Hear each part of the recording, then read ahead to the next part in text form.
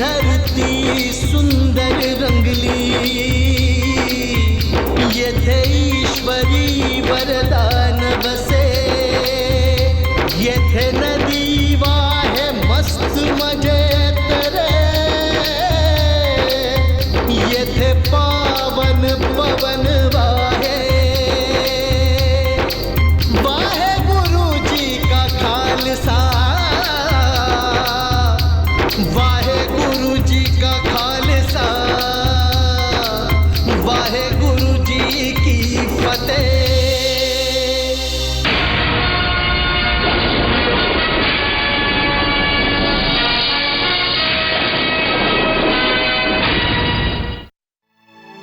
मामाजी, हुफ्फडजींच्या जेवणात असं कोणतं नमक होतं जे माझ्या नमकवर भारी पडलं?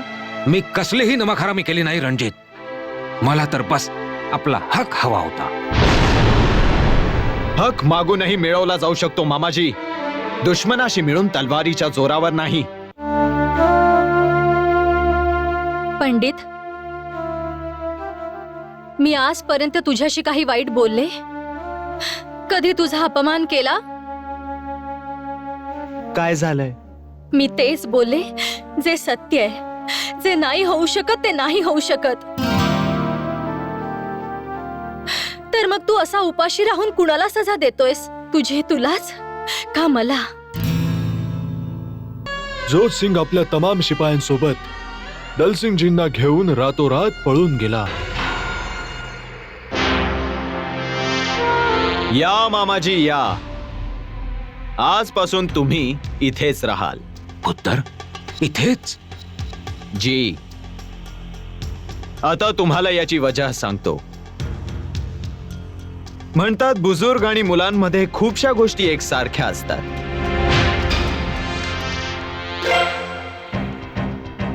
मुलांना खेळणी खूप आवडतात आणि तुम्हालाही काही ना काही खेळणं हवंय ना, म्हणून मी आता इथे कुणा दुसऱ्याला खेळू नाही देणार. आता तुम्ही नेहमी कोणत्या ना कोणत्या खेळण्यासोबत मशरूफ राहाल. जाऊ द्या ना, एवढा पण काय तो राग? मुली आहेत, गलती झाली. गलती? तू याला गलती म्हणतेस? मग तोला खोलीत बंद करणं, महालाच्या दरबानाला रिश्वत देऊन बाहेर जाणं, तेही अर्ध्या रात्री, ही गलती आहे? मी समजावलंय त्यांना, अशी गलती. अशा गलतीनेच महालाचे दरवाजे खुलतात, हाकिमांचं तख्त पलटलं जातं. रिश्वत रिश्वत एक वेळ ज्या चौकटीत पाऊल टाकते त्या किल्ल्याला कोसळायला जास्त वेळ नाही लागत, भले मग तो कितीही मजबूत का असेना. तिचा रात्रीपासून रडून रडून बुरा हाल आहे. मला माहितीये ती अशी अजिबात नाहीये.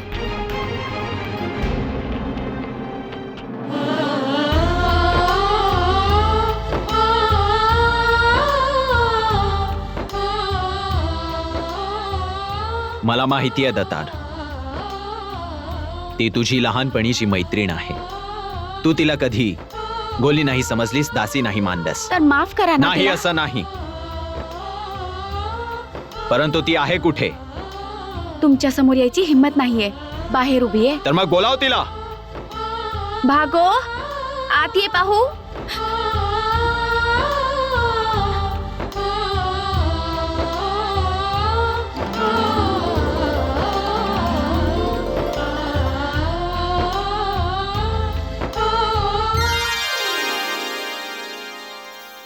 का गेला होतात बाहेर? एकट्याने अर्ध्या रात्री कुठे गेला होतात? ते रामलीला बघायला. रामलीला? जी, मग तिथे कशा पोहोचलात? जुलाहांच्या वस्तीत? आम्ही तर आपल्या रस्त्याने चाललो होतो. त्या गाणं म्हणत होत्या. नको नको ती बुराई करत होत्या तुमची.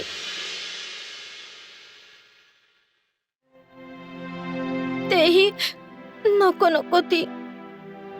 पण तू का वाद घातलास त्यांच्याशी? आमच्या सरकारांची कुणी बुराई करावी आम्हाला राहवलं नाही.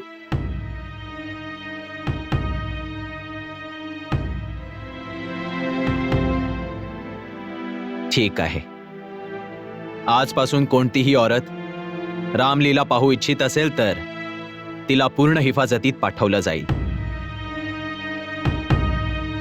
आज रात्रीपासूनच.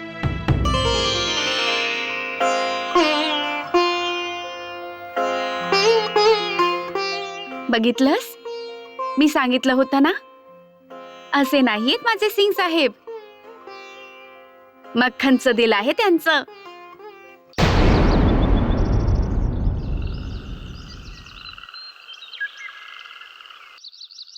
काही म्हण, बोलण्यात खूप चतुर होती. बघितलं नाहीस कशी चटरपटर बोलत होती? घे, आलं तिचं घर. बोलाव. ओ नसीबो, कुठेस? पाणी आणायला नाही यायचं का? अगं येते ना, का आसमान डोक्यावर घेतलायस? चला. घ्या, तू तर तोंडही उघडू देत नाहीस. तोंड तर हिचं गोलियांनीच बंद केलं होतं. अजूनपर्यंत तसंच आहे बघ. हात दाखवून अवलक्षण झालंय. आता कळेलच म्हणा. अरे झोपडीवाल्यांनी महालवाल्यांची दुश्मनी नाही घेऊ. अरे अजून काय वाईट होणार आहे? पोटासाठी अन्नही नाहीये तर आणखी काय होईल? कबीरा तेरी झोपड़ी गलकटियन के पास, करनगे सो भरनगे, तू क्यों भय उदास? अरे अगं बाई, काय झालं गं? पळा पळा. अगं ते बघ, शिपाई आले. पळ, पळ, पळ, लवकर चला, पळ, लवकर. निघा इथून. चल लवकर, पळ. उदास. ऐकताय का? लवकर चला, पळूया इथून. अगं काय झालं? भूकंप झालाय का? अगं जरा श्वास तरी घे. श्वास घ्यायला जिवंत राहून देतील तर ना. फौजा येतायत, फौजा. फौजा? अगं हे अफगाणांचं राज्य नाहीये, हे तर खालसांचं राज्य आहे. खालसांचं. त्यांचेच सिपाही आहेत.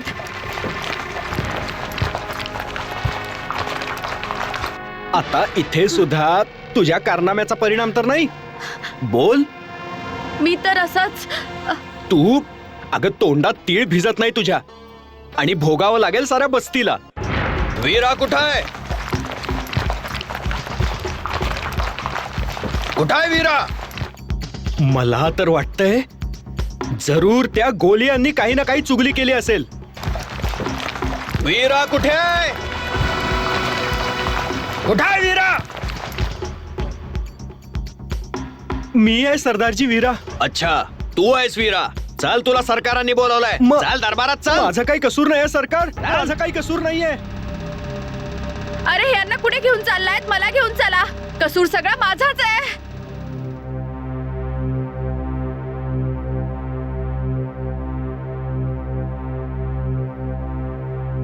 खालसाजी, मुजरिम हाजीर आहे. मुजरिम? यांनी असं काय केलंय? हाच आहे तो जुलाहा. ज्याने खालसा दरबार विरुद्ध बोलण्याची जरूरत केली आहे. जाऊ द्या मला, जाऊ द्या.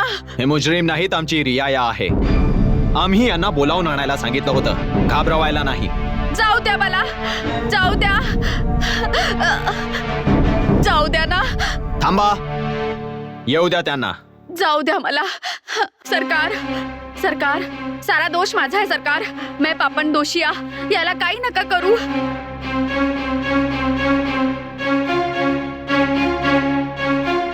चुप राहा. तू इथेही आलीस आपले गुण दाखवायला?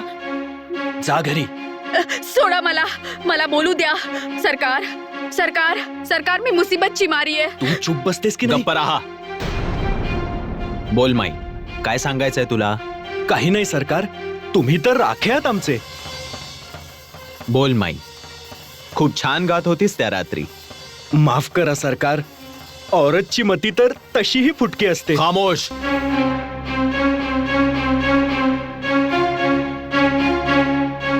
या दरबारात औरतचं नाव आपल्या जबानने घ्यायचं तर पूर्ण इज्जतीनेच. बोल माई, काय परेशानी आहे तुझी? घाबरायचं काही कारण नाही. खुला दरबार आहे खालसांचा. आपली शिकायत मोकळेपणाने सांग. सरकार, डंगरांपेक्षाही वाईट जिंदगी झाली आमची.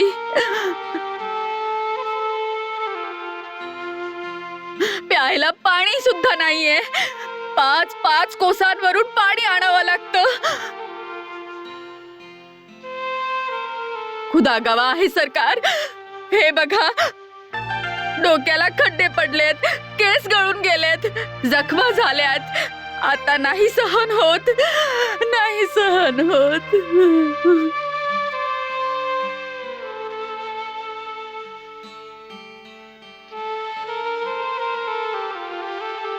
आम्ही शर्मिंदा आहोत.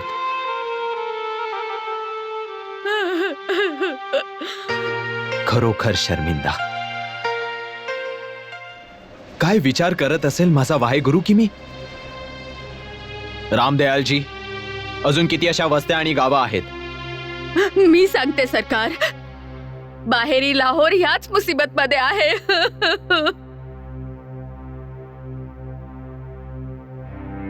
रामदयालजी, फौरन अशा वस्त्यांची फॅरिस्त तयार करा. कुव्यांवर रहाट बसवून घ्या.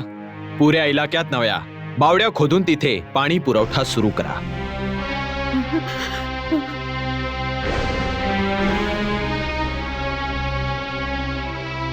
सारा खर्च खालसा सरकार करेल.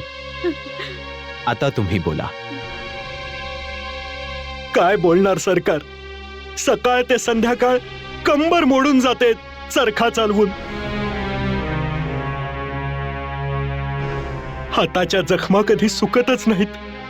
कच्च्या बच्चांना अर्धपोटीत झोपावं लागतं. आणि वरून सरकारांचे हे मुजोर मुलाजिम कर मागतात प्रत्येक ठाण्यावर.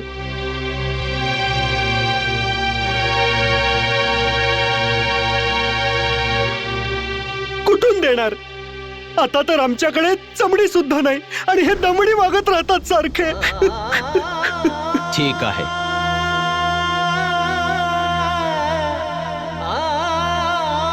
आजपासून तुमची ही मुसीबत खत्म. आम्ही तुमचा सर्व कर माफ करतो.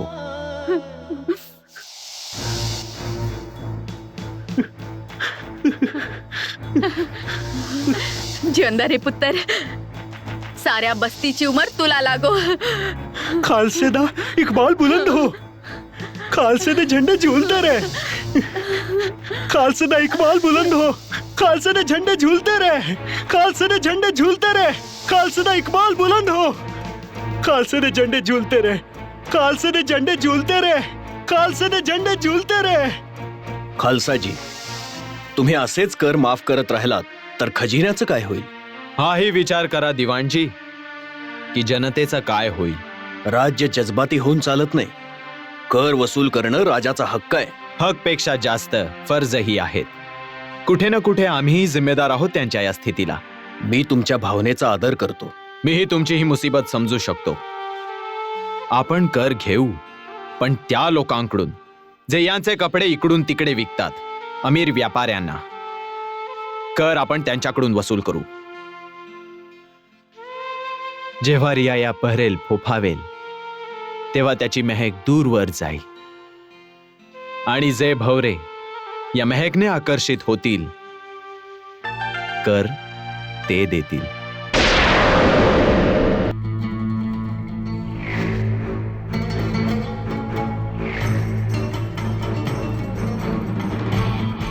तुम्ही तर आम्हाला मोठ्या कश्मकशमध्ये टाकलं वजिरी आला. आलमपणा. रूसचा झार अलेक्झांडरचे मनसुबे मोठे खतरनाक आहेत. त्याची नजर तुर्कांच्या इलाक्यावर खेळलेली आहे, जो हडपण्यासाठी तो बेताब आहे.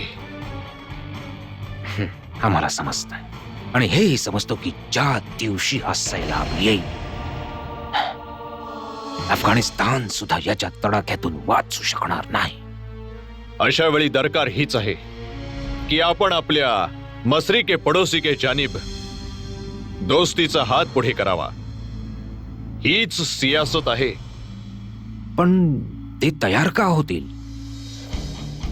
आपण सर्व सिख सरदारांकडे शाही तोफे पाठवू. याने दोस्त आणि दुश्मनांची शहानिशाही होईल. पण ते कबूल करतील, खास करून तो रणजित सिंग, ज्याने आमच्या सुभेदारीची पेशकश नाकारली होती, तोंडावर भिरकावली होती. याचा अंदेशा तर मलाही आहे, पण आपण त्याला नजरअंदाजही नाही करू शकत. रणजित सिंगला तोफे न पाठवण्याचा मतलब असेल त्याला दुश्मनांच्या फॅरिस्टमध्ये टाकणं. ही दुश्मनी तर आमच्या खूनमध्ये आहे, पिढ्यानपिढ्या. सियासतमध्ये हर श्वास सोडता घेताना दुश्मन बदलत असतात शहनशाह, आणि दोस्तही. कोशिश तर करायलाच हवी. मी तुमच्याकडे खूप उम्मीद घेऊन आले बहनजी. मी तुमची हालत समजू शकते, पण आता माझ्या हातात काहीच नाही. रणजित दलसिंगजींना सोडणार नाही. पण ते तर नेहमीच तुमच्याशी वफादार राहिलेत. तुमच्या सोबत मिळून त्यांनी किती रक्त सांडलंय, किती कुर्बान्या दिल्या आहेत. तुम्ही रणजित सिंगला बोलून तर बघा, तो तुमचा शब्द कधीच नाही मोडणार. रणजित सिंग मोठा झालाय, तो फक्त आपल्या दिलाचंच ऐकतो. पण ते तुमच्या जवळही राहिलेत ना, काय ते असेच कैदेत खितपत राहतील सारी उमर.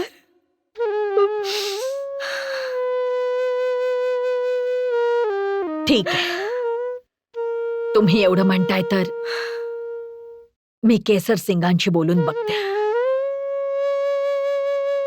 होऊ शकतं की तुमचं काम होऊन जाईल.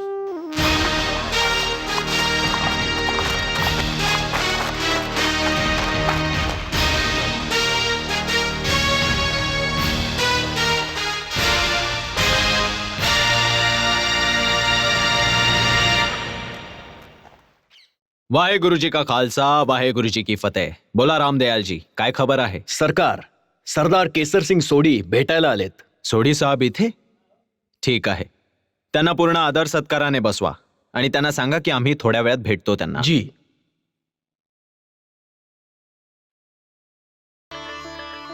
वाहेगुरु जी की फतेह. वाहेगुरु जी की फतेह. बसा. तुम्ही का तकलीफ केली बाबाजी? मला हुकूम केला असता मी हजर झालो असतो. नाही पुत्र, तू आता फक्त रणजित सिंग नाहीस, तू खालसा राज्याची आन आहेस, पहचान आहेस, आणि तुझा आदर सत्कार आमचं कर्तव्य आहे. वाहेगुरु समोर मला का शर्मिंदा करताय? बाबाजी बस हुकूम करा. मी दलसिंगांबाबत बोलायला आलोय आणि जाणतो की तुझा गिला जायज आहे. मला जाती तौर पर काही गिला नाही. मी तर स्वतः बेबेजीकडे त्यांच्या बाजूने बोललो होतो. बेबेजीची इच्छा नव्हती की त्यांनी साहेब सिंगच्या घरी भेटायला जावं. पण श्रेष्ठ तोच आहे पुत्र जो माफ करतो. वाहेगुरु ही ताकद प्रत्येकाला नाही बक्षत. बक्षणारा तर सच्चा पातशाह आहे, पण मामाने माझ्याशी नाही खालसा सरकारशी धोका केलाय. पण एक मोका तर पुत्र वाहेगुरु प्रत्येकाला देतो. पुढे तुझी मर्जी.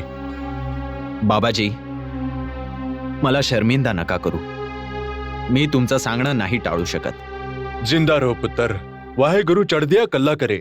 पण त्यांचे वफादार सिपाह सालार मोहकम चंदला खालसा सरकारने आपल्या मुलाजिमत मध्ये घेतलंय, यासाठी की यापुढे कधी मामाजी काही कारस्थान न करोत आणि मामाजींना वाहेगुरु समोर माफी मागावी लागेल आणि मामाजींना खालसा सरकारशी वफादारीचा वादाही करावा लागेल. जरूर दल सिंग असंच करेल. मी यकीन देतो. तर मग ठीक आहे, मी तुम्हाला यकीन देतो की मामाजींना पूर्ण आदर सत्काराने अकालगढला परत पाठवलं जाईल. सरदार दलसिंगजींना इथे तलब केलं जावं तुरंत. जो हुकुम खालसा जी.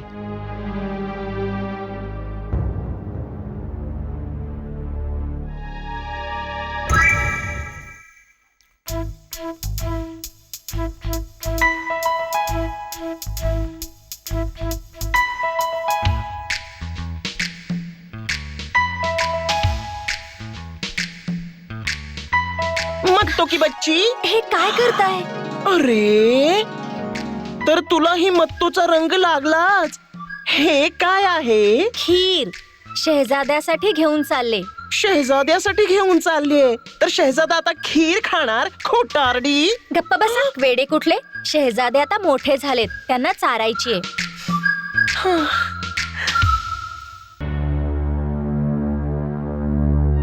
भागो. तू पंडित, तू माझी मजबुरी का नाही समजत? मजबूर तर मीही आहे मनाने. खूप समजावतो याला, पण नजर तर तुलाच शोधत असते भागो. काबू ठेव तिच्यावर. या नजरेने खूप घरं उजाडली आहेत. तू मला बख्श दे. असं नको बोलूस भागो, असं नको बोलूस. मी तर फक्त दुरूनच तुला पाहू इच्छितो. दुरून, जसा चकोर चंद्राला पाहतो. गंगाराम, गंगाराम. अरे भाई, काय झालं? कुठे हरवलास? काही नाही भाईसाहेब, मी बस येतच होतो. अरे असाच बघत राहशील ना, तर बघता बघता जिंदगी फुर होऊन जाईल. मग बघत बस. अरे भाई, काही कर. काय काय करू, काहीच कळत नाही. लडकीच्या हृदयात घर करण्याची कोशिश कर. तिच्या मनावर राज्य कर. हीच तर मुसीबत आहे. तिच्या मनात आधीच कुणीतरी घर केलंय. काय? असं नाहीये भाईसाहेब. तिचं अतीत तिची पाठ नाही सोडत. ती विसरू शकत नाही की ती छोट्या जातीची आहे. जात? अरे माणसाची जात एकच असते, बस ओळखायला हवी. पण तिला कोण समजावेल? हे काम तर कोणी गुरुमुखच करू शकतो. तू चिंता नको करूस, काहीतरी करूया. चल जाऊ इथून.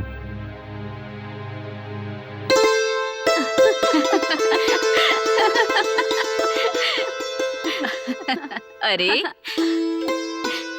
चेहरा तर बघ, अगदी आफताप्रमाणे चमकतोय. तेवर पण बिलकुल सिंग साहेबांसारखे. सरदारणी जी, ही बघा आणली शहजाद्यासाठी खीर. अगं थांब, आधी दाखव कशी बनवलीये. खा पी कर. अरे, यात तर एकही मेवा नाहीये. खा पी कर. ते काय करतेय? ते जे लंगर खाण्यात इतक्या साऱ्या कटोऱ्या भरून ठेवल्यात मेव्याच्या, त्या काय तुला खाण्यासाठी ठेवल्यात? चुप. खीर तुझ्यासाठी नाही, माझ्या खडकसाठी बनवलीये. आण भागो. लो, असं मी कधी म्हणाले राणी साहेबा की माझ्यासाठी बनवलीये खा पी कर, पण मेवे. गप्प बस बेवकूफ. इतकंच लहानसं बाळ मेवे कसे पचवेल? आणि तो तुझ्यासारखा उपाशी थोडीच आहे. अच्छा, हे सांग, झोपताना भूक नाही लागत तुला? शरीर तर हिचं मंजीवर झोपतं, पण रूह तर रसोईमध्येच असते. लोजी, मजाक करायला मीच मिळाले का तुम्हा लोकांना खा पी कर?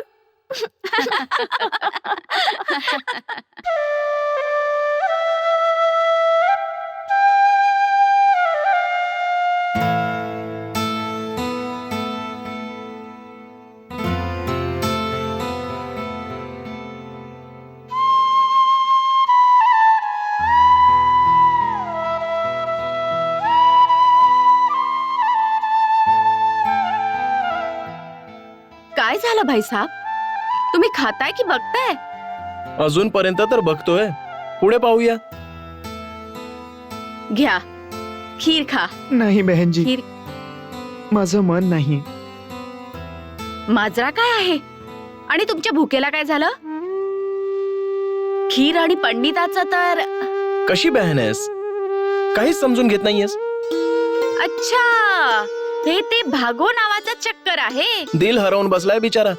आणि कुडी आहे की नजरच नाही भिडवत. बस एवढीशी गोष्ट ह्यांच्याकडून घ्यायचा होता गुरुमंत्र. खूपच पोहोचलेले आहेत हे दिलच्या मामल्यात. क्यूजी, काही तोटका वगैरे नाही सांगितला? मामला जरा टेढा आहे गुड्डो राणी. लो, तेडा वेडा काही नसतं. एखादा तोफा शोफा द्यायचा कुडीला. मी सर्व देऊन बसलोय. जे काही माझं होतं सर्व सोडून आलोय तिच्यासाठी. आता तर माझे पिताजी कोणत्याही गोष्टीवर माझी सावलीही पडू देणार नाहीत. ले, त्यात काय एवढं? मी आहे ना तुझी बहन.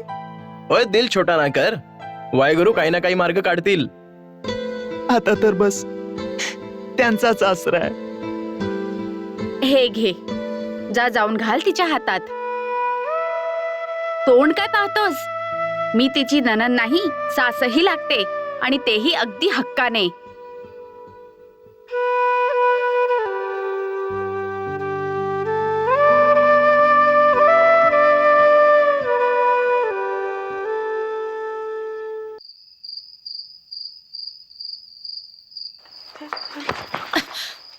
अरे पंडित, काय करतोयस? बघतोयस कुठे? चाललायस कुठे?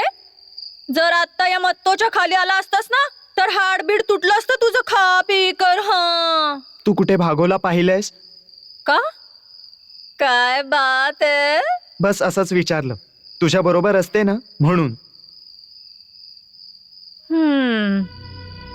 असंच विचारलं.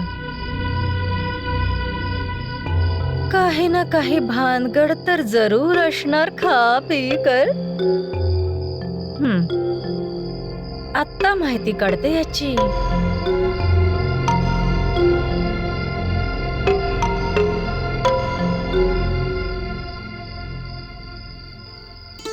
भागो, काय आहे?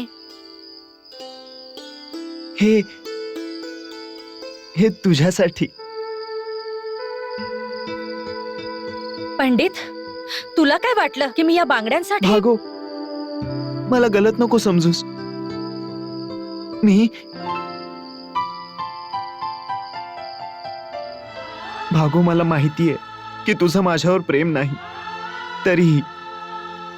तरीही मला या बांगड्या तुला द्यायच्या आहेत. जर तुझ्या मनात माझ्यासाठी जराही जागा असेल तर या बांगड्या घाल. जर तुला वाटलं तरच, नसेल तर.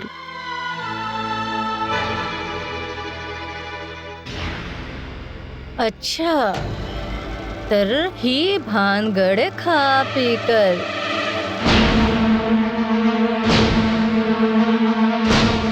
ही भागोची बच्ची जेव्हापासून आलीये हिने जगणं दुश्वार केलंय. खा पी कर. ठीक आहे, आता बघ मत्तोची आग.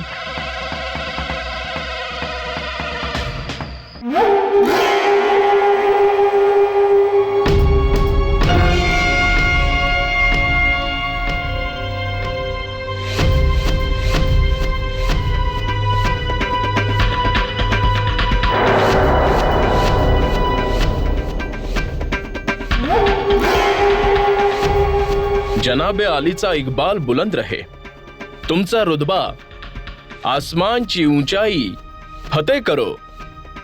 उम्मीद है कि तुम्हाला शहनशाह अफगाणिस्तान शाहजमाचे नायाब तोहफे जरूर पसंद आले असतील. आता खाकसारला रुखसतीची इजाजत द्या. जरूर, पण आज रात्री तुम्ही आमचे शाही मेहमान असाल. आपल्या शहनशहाला जाऊन आमचा हा पैगाम द्या की आम्हाला त्यांची ही दोस्ती आमची जान आणि इमान दोन्ही पेक्षा जास्त अजीज आहे. आमच्याकडून त्यांना कधीही कोणत्या शिकायतचा मौका नाही मिळणार. धरमवीर, शाही मेहमानाला घेऊन जाऊन शाही खाण्यात त्यांची व्यवस्था कर. त्यांच्या खातिरदारीमध्ये कोणतीही कसर बाकी नाही राहिली पाहिजे. शराब, शबाब, कबाब, किसी शय की कमी न रहे.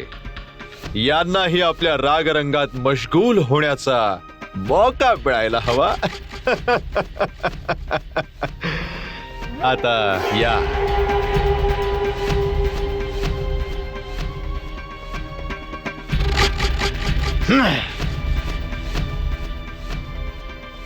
भाईसाब, या अफगाणांनी आपल्या बरोबर तर ये तारा सिंग ये. अगदी मोक्यावर आला आहेस. आज आमची वर्षांची मुराद पूर्ण झाली आहे. जश्न होईल, असा जश्न जो आधी कधीच झाला नसेल. तुम्ही माझं बोलणं तर ऐका. ना ना ना ना ना ना ना ना, तू आधी ऐक. आजपासून तुमचा दोस्त आमचा दोस्त आणि तुमचा दुश्मन नसेल शाहे अफगाणिस्तानचा दुश्मन. समज की आता रणजित सिंग नावाचा काटा हमेशासाठी बाजूला झाला. पण असाच एक पैगाम शाहे अफगाणिस्तानने रणजित सिंगलाही पाठवलाय आणि असे तोहफेही. काय? जी, खबर पक्की आहे. आणि तोफे घेऊन जाणारा दुसरा कोणी नाही, खुद वजीर फतेह अली खान आहे. खुद फतेह अली?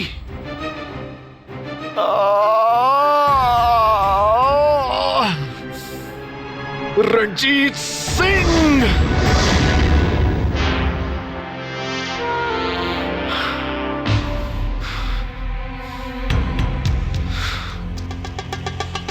अखेर काही कळावं तरी. झालंय काय? गेला होता तेव्हा तर मोठे खुशीत होतात. सरदारणी, हे सर्व आपल्या बरोबरच का होतं? काय झालंय? वाहेगुरु अधिक खुशी देऊन पुन्हा हिसकावून का घेतात? आता या पहेलिया तर मला काही कळत नाहीत. असाच एक पैगाम शाहे अफगाणने रणजीतलाही पाठवलाय. बस म्हणून एवढ्या वेळ जीवाची तगमग चालली होय तुमच्या? काही होणार नाही. काय मतलब? मी रणजित सिंगला तेव्हापासून ओळखते जेव्हा तो आईच्या पोटात होता. तो अफगाणांची दोस्ती बिलकुल नाही करणार. असं कसं म्हणू शकतेस तू? काय तो मौका हातचा सोडेल? शेवटी बुवा आहे मी त्याची. माझ्या खानदानाची चांगलीच पहचान आहे मला. जे रक्त त्याच्या धमन्यात वाहतंय ना, त्याच्या प्रत्येक हालचाली ओळखते मी. ही दोस्ती बिलकुल नाही स्वीकारणार. ओय बीबी जान, जर असं झालं ना, मी तुला हिऱ्या मोत्यानी सजवेन. पवन गुरु पाणी पिता माता तरत महत दिवस रात दोय दाई दाया खेले सगल जगत चंगे आइया बुरे आइया वाचे तर महदूर कर्मी आपो आपणी के नेड़े के दूर जिन्नी नाम ते आया गए मसक्कत काल नानक ते मुख उजले कहती छुट्टी नाल नानक ते मुख उजले कहती छुट्टी नाल। वाहेगुरु जी का खालसा, वाहेगुरु जी की फतेह।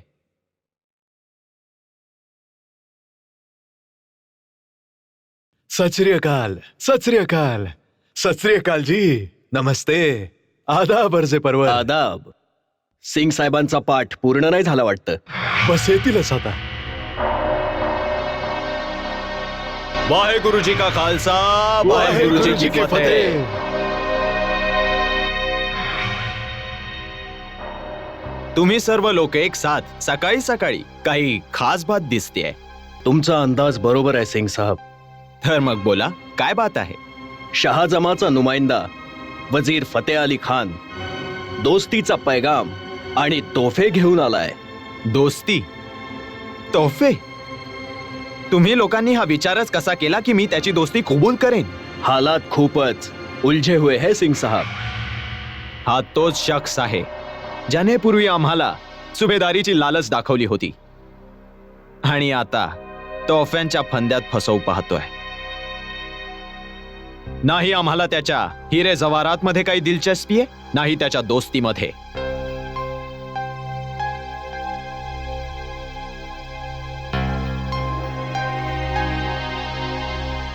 ठीक आहे, तर मग आम्ही त्यांना मेहमानखान्यातच थांबवतो आणि असं सांगतो की तुम्ही कुठल्या खास कामात मशरूफ आहात. चंद रोज मुलाकात नाही होऊ शकणार.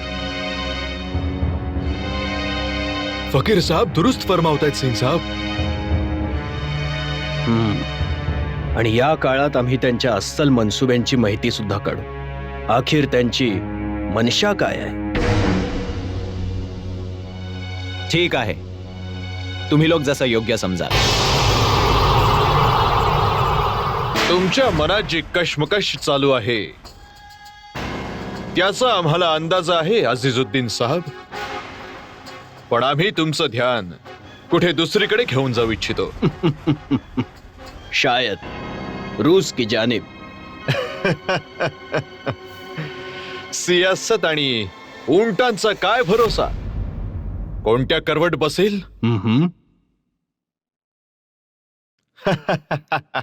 माझी बडा बेलिहाज होता है वजीरे आला. इतक्या लवकर पाठ नाही सोडत. डोळे बंद जरी केले तरी ख्वाब मध्ये छलक दिसते. माझीच्या वजहमुळे ज्या कौम स्वतःला निजाद नाही देऊ शकत त्या अक्सर इतिहासाच्या अंधारामध्ये गुडूप होऊन जातात. आम्हाला तुमच्या बोलण्यावर 100% इत्तफाक आहे, पण या वर्षापासूनच्या जखमांचं काय, ज्या आजही आमच्या रूहवर ताज्या आहेत. राहून राहून टीस उठते. म्हणूनच हा दोस्तीचा मरहम शाह अफगाणिस्तानने पाठवलाय तुमच्याकडे. आणि आम्हाला खुशी आहे की आम्ही खुद त्या क्षणांना उजाळा देऊ जे एका नव्या दौरचा आगाज करतील. दोस्तीचं हे मरहम दोस्त दुश्मनात बरोबर वाटलं जाते खान साहब.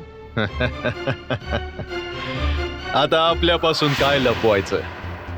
शाह अफगाणिस्तानने दोस्तीचा हात हर जानीब पुढे केलाय, पण हा पैगाम इथे आम्ही खुद घेऊन आलो आहोत. पहाड आपल्या मुकामावरून भलेही हलेल, पण फतेह अली खानचं इमान कधी डगमगणार नाही. आमीन सुम्मा आमीन. आमची ही अशीच इच्छा असेल की तुमची बात लफ्ज बा लफ्ज सच हो. खैर, आता तुम्ही आराम करा. उद्या सकाळी सिंग साहेबांसोबत मुलाकात होईल. इंशाअल्लाह. खुदा हाफिज. खुदा हाफिज.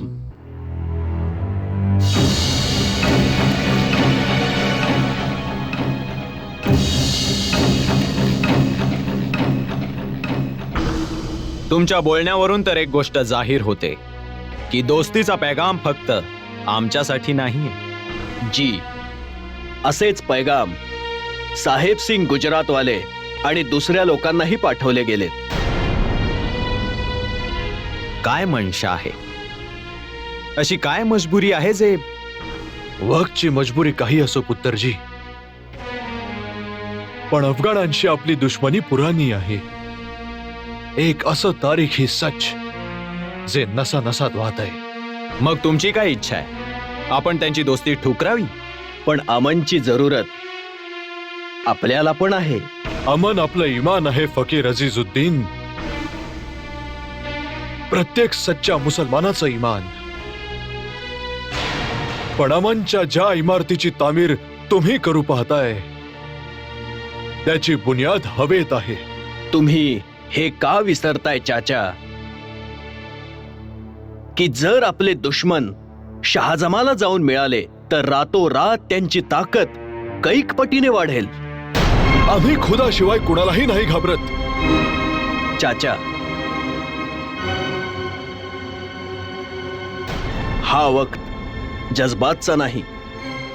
जर आपण हे तोफे कबूल केले तर जसं सियासत सुचवते तर आपले सगळे दुश्मन हैराण नक्की होतील.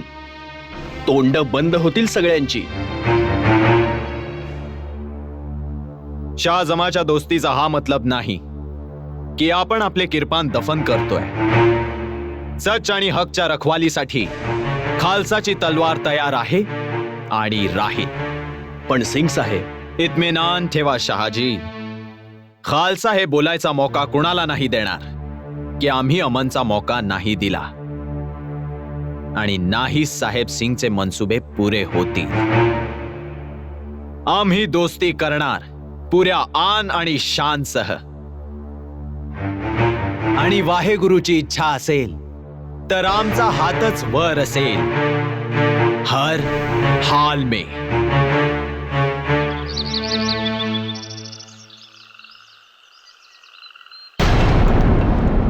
सिंग साहब, शाहे अफगाणिस्तानचे खासम खास एलची वजीर फतेह अली खान साहब तुमच्या हुजूरमध्ये नजराणे पेश करण्याची इजाजत मागतायत. त्यांना पूर्ण एहतरामसह दरबारात घेऊन या. जी.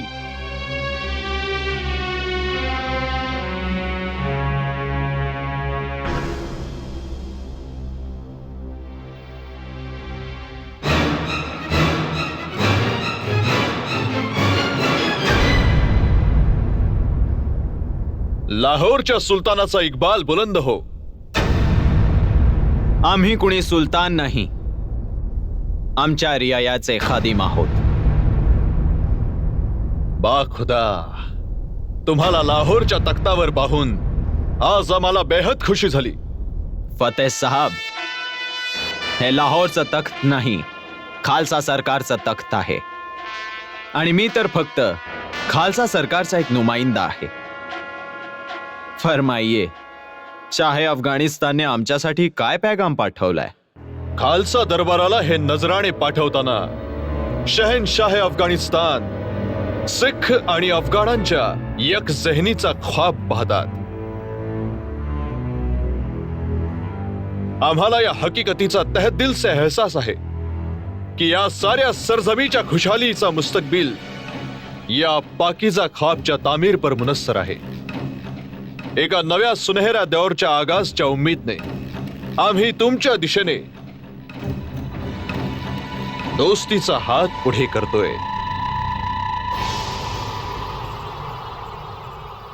आमची दिली ख्वाहिश आहे की पुराण्या जखमा विसरून आपण सर्व दिल से एक दुसऱ्याच्या दोस्तीचा एहतराम करूया.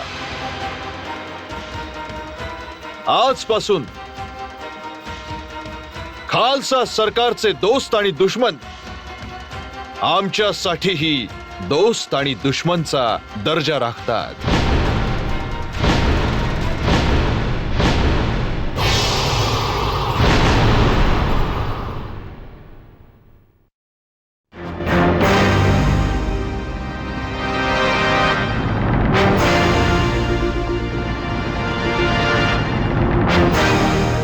ही धरती सुंदर रंगली